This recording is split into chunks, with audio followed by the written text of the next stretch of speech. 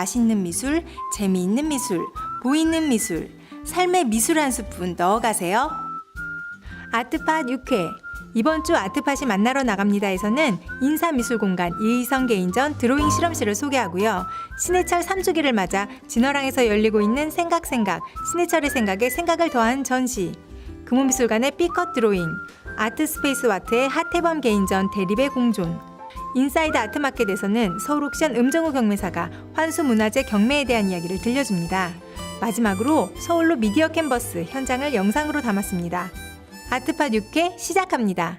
아트팟 녹화하는 날이 다가오면 그게 제일 궁금해요. 이번 주에 주제는 뭘까? 또 어떻게 잘 엮으셨을까?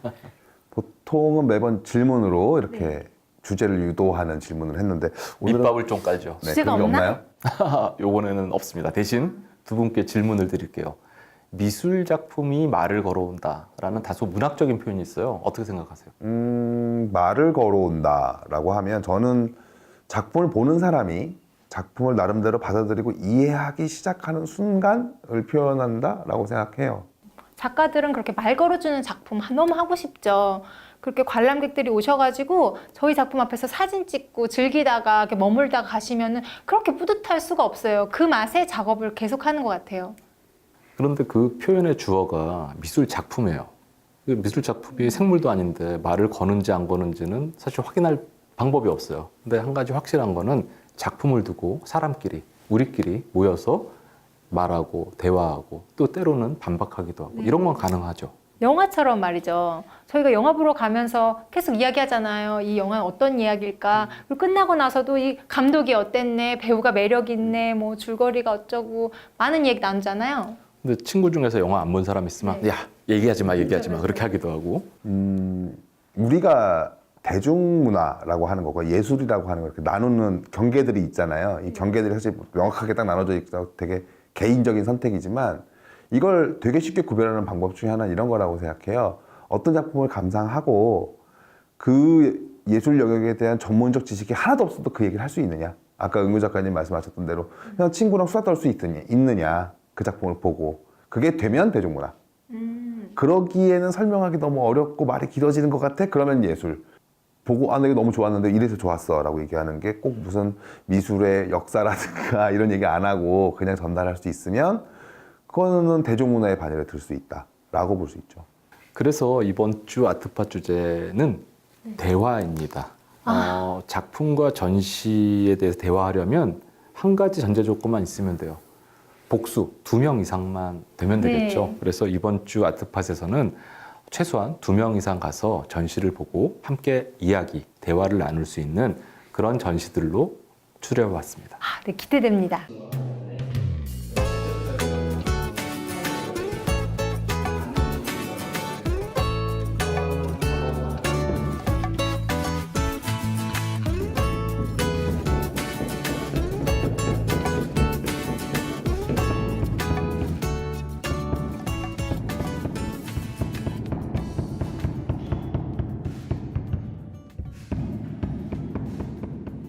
작업 활동이 노동 생산성으로 인정을 받을 수 있는지에 대한 질문으로부터 시작한 작업이고요.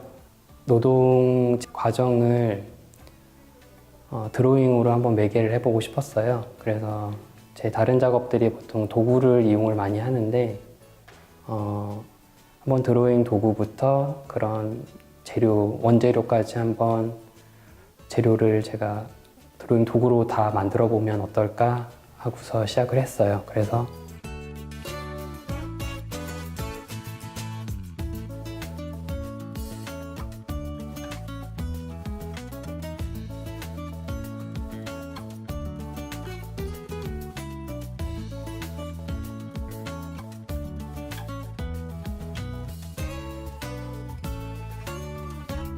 이 세 가지 도구는 혼자서 존재할 수가 없어요. 제가 도구, 다른 작업에서 마찬가지지만 도구를 어떤 사람으로 비유해서 제가 그 작업을 하고 있는데 이와 마찬가지로 이 과정, 이 드로잉 과정에서 모루와 그리고 건조대와 그리고 곡괭이 자루 이 세 가지가 같이 연계되지 않으면은 이 작품이 완성될 수 없게끔 구조를 만들었습니다. 그래서 물론 제가 없어도 만들어질 수 없겠죠. 그래서 제 노동력을 물론 관객분들께서 제가 이 작업을 하는 과정은 보실 수 없겠지만 현장에서 보시면 이미 그 벽면 자체 그리고 공간 자체에 제 노동력이 이미 상당 부분 들어가 있다는 것을 느끼실 수가 있고요. 그리고 그걸 보시고 어떠한 예술 작업에 대한 생산성에 대한 한번 의식의 제고를 한번 해줄 수 있는 기회가 됐으면 합니다.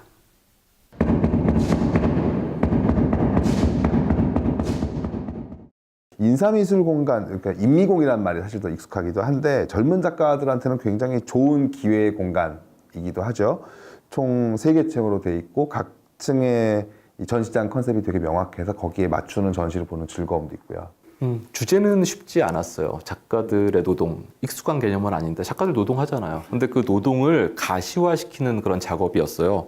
대신 풀어내는 방식이랑 결과물 자체는 아주 쾌적했고 보통 이제 개념적인 작업을 하면 일반적으로 난해하니까 좀 불친절하다는 느낌이 강한데 이 전시는 네. 그렇지 않았어요. 네, 사람들이 전시장에 가보면 딱 작품만 보시잖아요. 사실 그 작품 탄생하기까지 작가들의 그 수고로움이 이루 말할 수가 없는데 말이에요. 홍무 작가도 아주 한이 맺혔죠. 아, 네. 그래서 이렇게 저는 열심히 했는데 저희 못 알아듣고. 노동을 이렇게 보여주신다는 것에 대해서 되게 뿌듯했습니다. 그렇잖아요. 그러니까 재능이란 말이 사실 저는 되게 나쁜 말이라고 생각하는데 작가들한테 재능이 있으니까라고 하면서 노동의 가치를 폄하해 버린단 말이에요. 넌 더 재능이 더 쉽게 하고 더 편하게 하지 않느냐. 너 좋아해서 하는 거 아니야? 그렇죠, 그러면서. 그렇죠. 되게 나쁜 건데 저는 이 전시가 좋았던 게 그런 노동의 의미를 전달하는 방법을 되게 잘 구성했다라고 할 수 있을 것 같아요. 특히 이제 지하 1층 작업이 그랬는데 흑연으로 곡괭이를 만드는 모루가 있고 그 모루에서 나온 흑연으로 된 곡괭이 모양을 말리는 틀이 또 있고 거기에 오는 자루가 있어요. 그리고 그걸로 곡괭이를 조립해서 작업을 한 작품이 있어요. 그 작품을 하느라 곡괭이가 깨져나가고 다시 또 만들고 하는 과정들이 바닥에 그래도 남아있죠. 이것들이 전체적인 하나의 풍경으로 이 작업을 하는데 저런 노동이 들었겠구나라고 관객들이 이 순서대로 따라가면서 이해할 수 있게 되는 그게 작가의 의도들이 되게 명징하게 잘 드러났고 말씀하셨던 대로 이 노동이 얼마나 되는지를 관객들이 한번 생각해 볼 수 있는 기회를 만들어줬다는 점에서 굉장히 좋은 의도의 작품이 아니었나라고 생각합니다.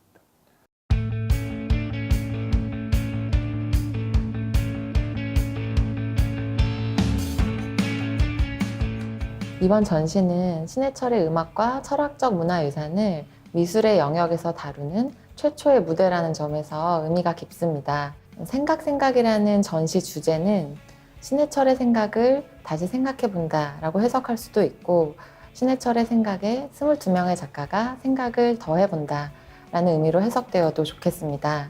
전시된 작품들이 단지 전설적인 뮤즈에 대한 추모의 의미를 넘어서 그의 솔직하고 당당하고 어떤 유쾌했던 모습을 즐겁게 기억하고 갈 수 있었으면 하는 바람으로 기획하였습니다. 전시는 크게 신해철에 관한 4가지의 생각을 4개의 공간에 펼치는 형태로 이루어집니다. 생각의 공간에서는 신해철이라는 상징성, 쉽게 말해 신해철이라는 이미지에 대한 생각을 다룹니다. 타투이스트, 주얼리 디자이너, 플랜트 디자이너, 그리고 벽화 작가까지 다양한 작가들이 신해철에 대한 자신이 생각하는 이미지라던가 어떤 추억 같은 것들을 자유롭게 표현하는 공간이 되겠습니다. 생각 2의 공간은 신해철의 삶에 대한 생각을 다룹니다. 뮤지컬, 영화, 시나리오로 출판한 작품도 선보이고 있고요. 영상 작업으로 그 내용들을 리믹스해서 다시 한번 음미해 볼 수 있는 작품도 소개되고 있습니다. 생각 3의 공간은 신해철의 공간에 대한 생각을 다룹니다. 사진 작가가 신해철의 작업실을 방문해서 촬영한 사진들을 선보이는데요.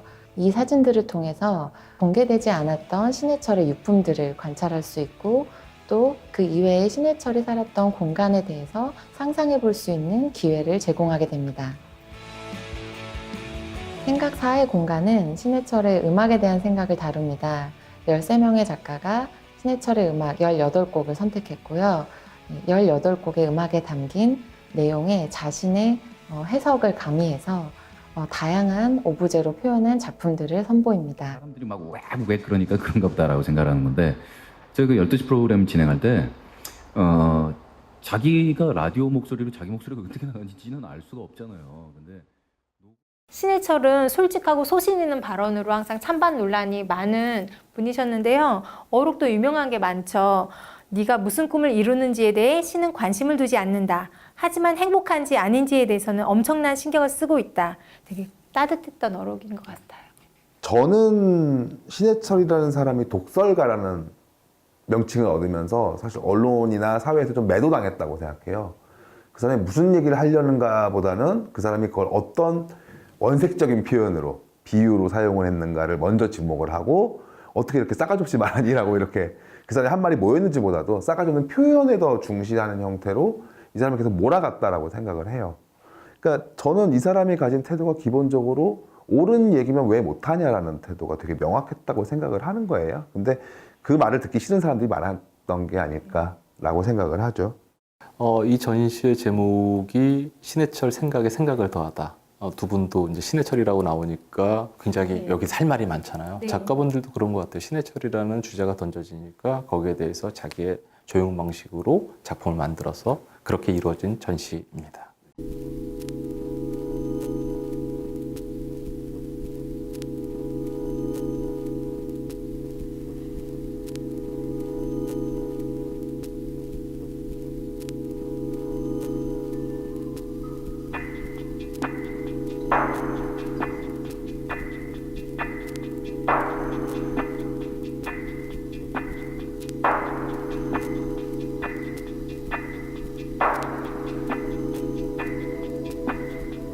전시 제목인 비컷 드로잉에서 비컷은 사진 촬영 현장에서 주로 사용되는 조어인데요.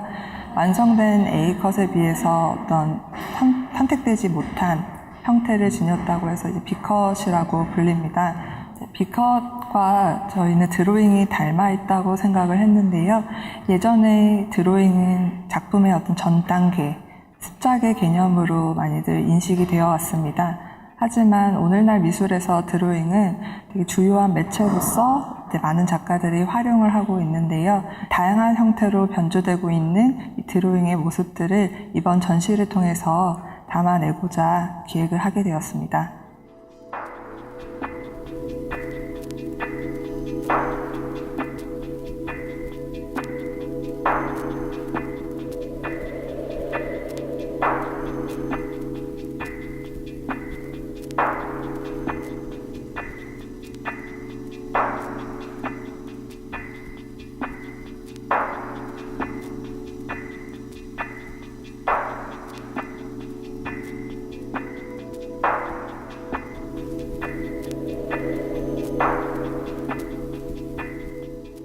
이번 전시에 소개된 벽화 작업의 경우 며칠을 걸쳐서 작가가 작업을 하였는데요. 작업을 하면서 뭔가 그려지는 흔적이나 그리고 목탄가루가 떨어지면서 남은 자국들, 그런 흔적들이 모여서 하나의 벽화를 이루는 작품을 선보이게 되었습니다.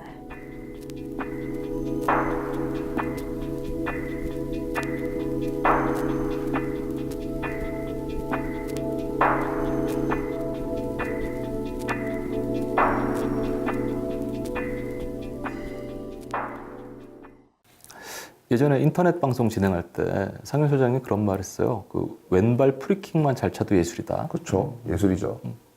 그런 연장선상에서 한번 생각을 해봤어요. 그 드로잉은 보다 야성적이에요. 그 아까 이제 프리킥이라고 했을 때는 이거는 세트 플레이죠. 잘 짜여진 각본과 연습에 의해서 이루어지는 것인데 필드골은 그렇지 않아요. 그냥 자기 다리랑 심장만 믿고 막 뛰어가다가 결정적인 순간에 왔을 때 팍 골을 넣는 거죠.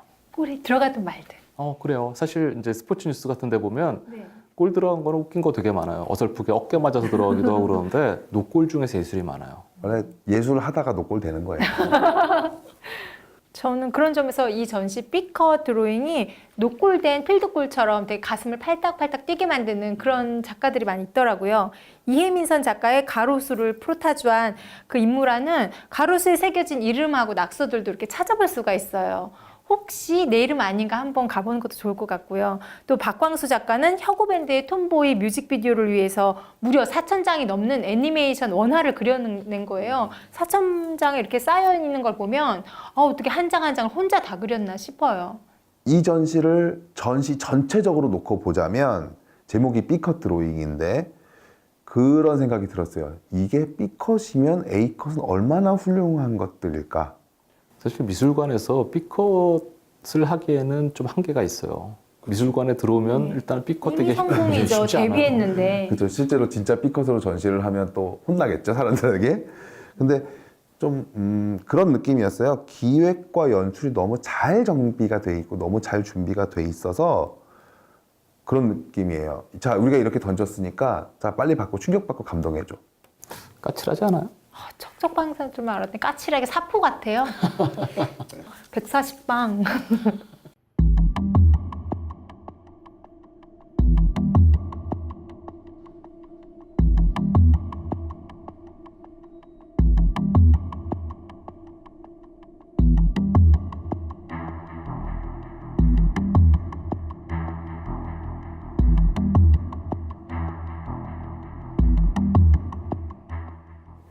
이번 전시에서는 미디어를 소비하는 데 있어서 어떻게 바라보는가에 대한 이제 질문을 던지고 싶었어요.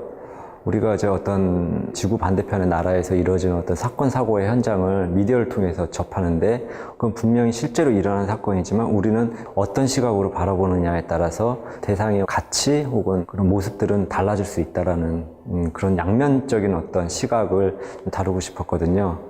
예를 들어 지금 이 뒤에 있는 작업 같은 경우는 시리아 난민들, 중동에 있는 난민들의 어떤 이미지와 서울 시내에 있는 그 군중들의 이미지들을 적층하여서 보여주는데 뒤섞이다 보니까 이게 어떤 우리가 항상 접하는 서울 시민인지 아니면 난민들인지 구분이 잘 안 간다라는 거죠. 그들의 모습이 그렇게 연민을 느끼게 하고 동정심을 유발하는 그런 사람들인가?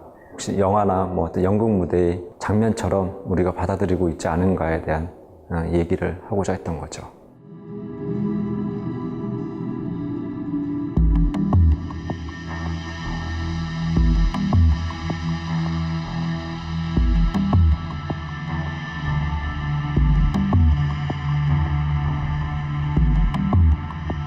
저기에 있는 인물들은 다 난민들 혹은 그 시리아나 어떤 이런 전쟁터에서 폐허가 된 배경으로 찍혀진 사진들인데 우리들은 그들의 어떤 이미지를 보면서 그 어떤 배경에서 보여지는 도시의 이미지들을 보면서 그들에게 연민을 느끼거나 어떤 동정심을 갖는단 말이죠. 그런 배경을 한번 없애보고 인물만 남겼을 때 보여주는 저 인물들은 우리와 별반 다르지 않은 그냥 외국인으로서 보여줄 뿐이지 그들이 슬프거나 불쌍하거나 동정심을 유발하는 그런 사람들인가 한번 보고 싶어서 이렇게 작업을 해봤어요. 오늘 소개한 전시가 쉽거나 이렇게 편하진 않죠, 다들. 다 대화를 해야 될 네. 전시예요. 하태범 작가의 이번 전시는 대립의 공존, 앰비벌런스. 제목부터가 좀 어렵네요. 이 제목도 어렵지만 작가가 봐달라고 하는 것 자체가 기본적으로 열심히 보고 생각해 주세요라는 거기 때문에 대화를 좀 해서 이것들을 좀 더 이해해 나가는 게 좋을 것 같아요.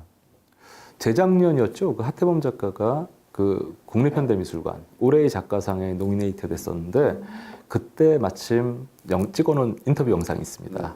잠깐 보시죠.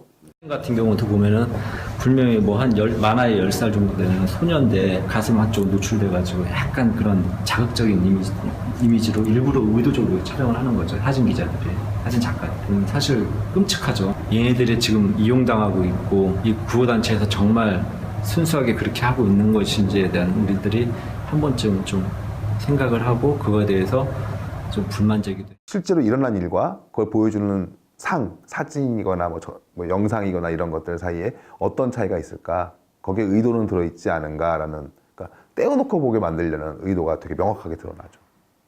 그래서 제목 자체 그 대립의 공존에 대해서 한번 생각해 봐야 될 것 같은데 그 이미지가 주는 하나의 규정된 이미지가 주는 폭력성에 대한 부분을 작가는 끊임없이 질문하고 있는 게 아닌가라는 그런 생각을 해봤습니다. 근데 저는 그 신작에서 광화문에 현재 지금 광화문에 가을이 나오고 나머지 반쪽은 같은 날인 같은 시간 2017년에 그런 전쟁하고 있는 곳이 나오고 저는 그런 대립의 공존 그렇게 단순하게 생각했거든요. 근데 말씀 듣고 나니까 제가 너무 단순하게 동전처럼 받아들인 것이 아닌가 싶어요. 아니요, 저는 그게 틀리거나 한 건 아니라고 생각해요. 그러니까 이런 거잖아요. 그 은 작가 말씀대로라면 내가 서울에 있으니까 이게 끔찍하게 느껴지는 거지. 네. 만약에 그 전쟁의 현장에 내가 그걸 봤다고 생각해봐요.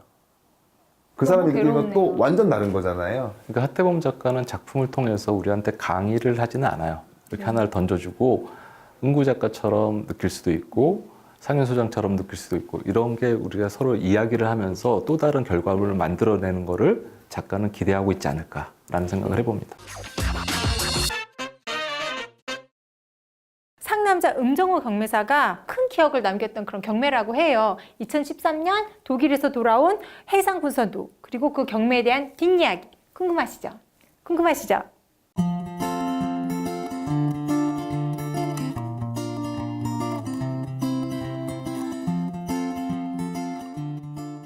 사람들이 많이 알고 있는 이제 환수문화재라고 하면 뉴스에서 많이 언급되고 있는 침탈이라던가 강탈을 통해서 전쟁기라던가 침탈기에 해외로 반출된 문화재급 작품들을 말하고 있는데요. 그 작품들을 이제 한국으로 들려오게 하는 그 작업을 이제 환수문화재 귀환 작업이라고 얘기를 하고 있습니다. 굉장히 우연한 기회였는데요. 한국외국어대학교에 지금 재직하고 계시는 모 교수님께서 독일 현지에 한국의 문화재를 소장하고 계시는 노무가 계시다. 그 미술품을 한국으로 돌려보냈는데 이 미술품을 어떻게 처리했으면 좋겠느냐라고 문의를 해왔습니다. 그 작품의 명칭은 일단 해상군선도입니다. 칼 안드레아스 볼터라는 당시 고정이 한중일러 그 열강들 사이에서 중립을 지키고자 독일이라던가 유럽 열강들을 끌어들여서 인천이라던가 이런 제물포 같은 곳에 정착을 시켰거든요.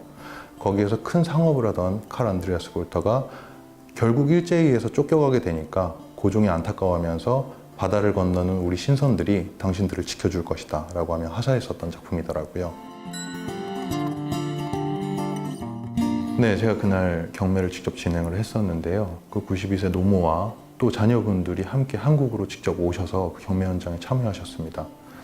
당시에 3억 원이라는 당시에도 높은 가격에 거래가 시작이 됐는데 결국에는 6억 6천이라는 당시에 미술시장 침체기였음에도 불구하고 예상을 뛰어넘는 높은 가격에 낙찰이 됐었고요. 개인적으로나 저희 서울옥션으로서나 직원들 모두 굉장히 뜻깊은 일을 했다고 뿌듯했었던 그런 사건이었습니다. 2013년도에 해상군선도가 좋은 결과를 낳은 이후에 그 결과에 감흥받았던 해외 컬렉터들이 서울옥션에 5점 정도 문의를 다시 해주셨는데요. 면면을 살펴보자면 면함 최익현 선생을 그린 석지 채용신의 초상화, 그리고 화원화사가 그렸던 삼국지 연희도, 숙정의 북보로 의지를 다질 수 있었던 요괴관방지도, 그리고 추사 김정희 선생이 남긴 예서 대련 등이었습니다. 모두 다 추정가보다 2~3배 넘는 가격에 낙찰이 됐었고요. 이걸 필두로 앞으로도 이제 지속적인 환수, 경매가 이루어질 걸로 예상하고 있습니다. 네, 금주의 추천 전시 소개 부탁드립니다. 조각그룹 B의 용도 변경 프로젝트 C3가 경기도 화성시에 있는 소다미술관에서 11월 19일까지 열리고 있습니다. 삼청동 바라카스 서울 엘 아나추이의 전시 관용의 토폴로지전이 11월 26일까지 열립니다. 아트팟 6회는 서울로 미디어 캔버스 영상 보시면서 마무리하겠습니다. 다음 주에도 미술로 재밌는 대화 나눠보도록 해요. 안녕. 안녕.